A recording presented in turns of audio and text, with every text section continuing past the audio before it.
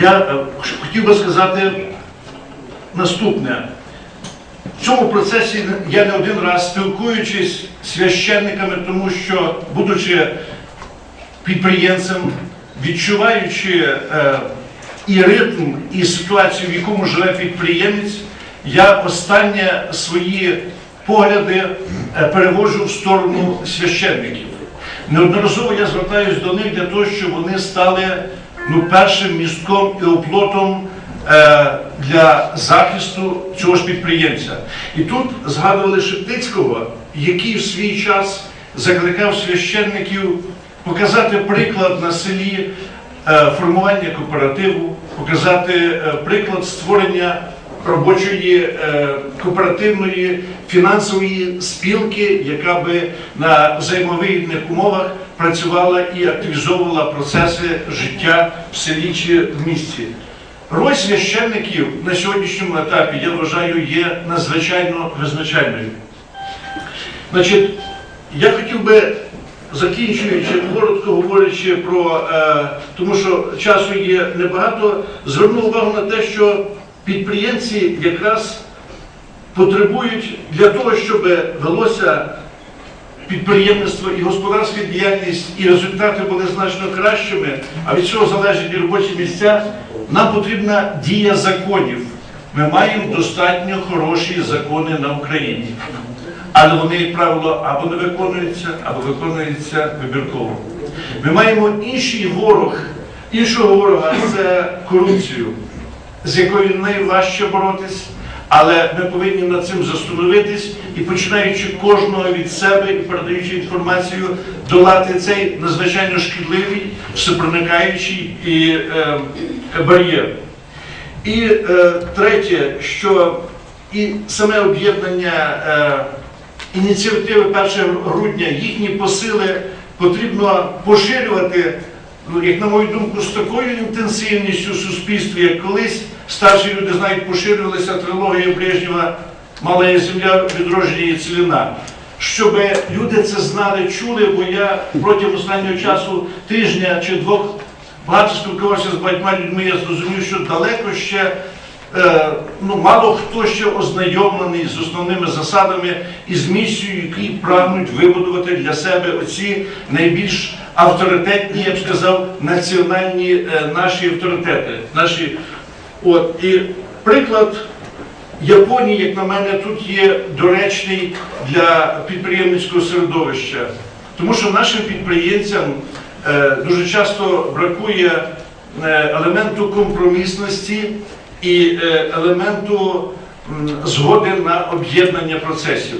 Я більше 15 років назад прочитав, що в Японії діє асоціація найбільших підприємств Японії.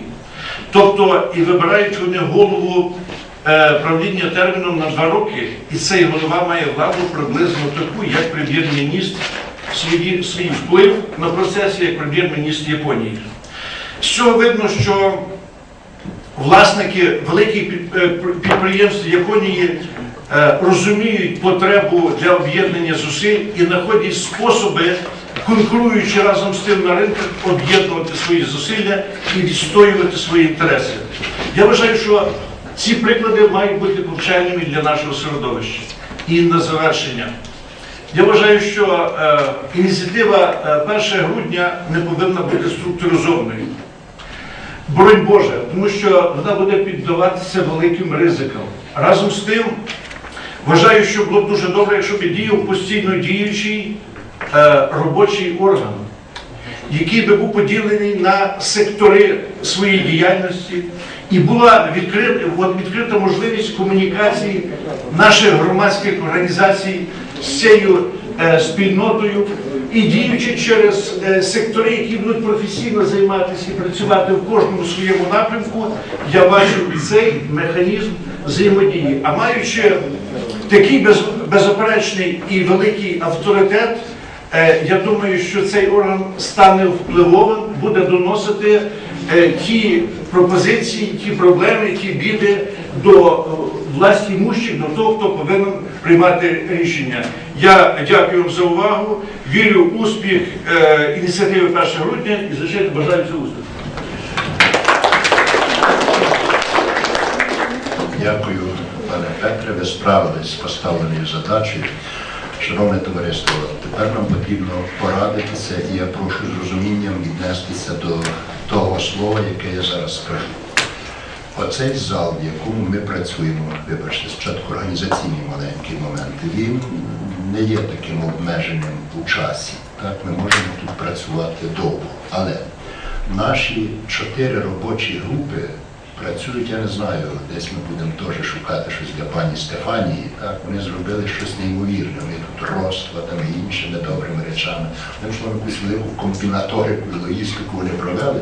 І ми маємо 4 студентські аудиторії, але ми їх маємо тільки до 14-ї години, ну, там пару хвилин до 14-ї години, бо о 14-й годині вже студенти будуть рватися до знань. Тому у мене є таке прохання. Дивіться, є ще наш побратим з Чернівців, є інші люди, яким обов'язково, яких ми повинні почути привселюдно. Так, є записка від пана Тараса. Яке в мене є прохання до вас? У зв'язку з тим, що ми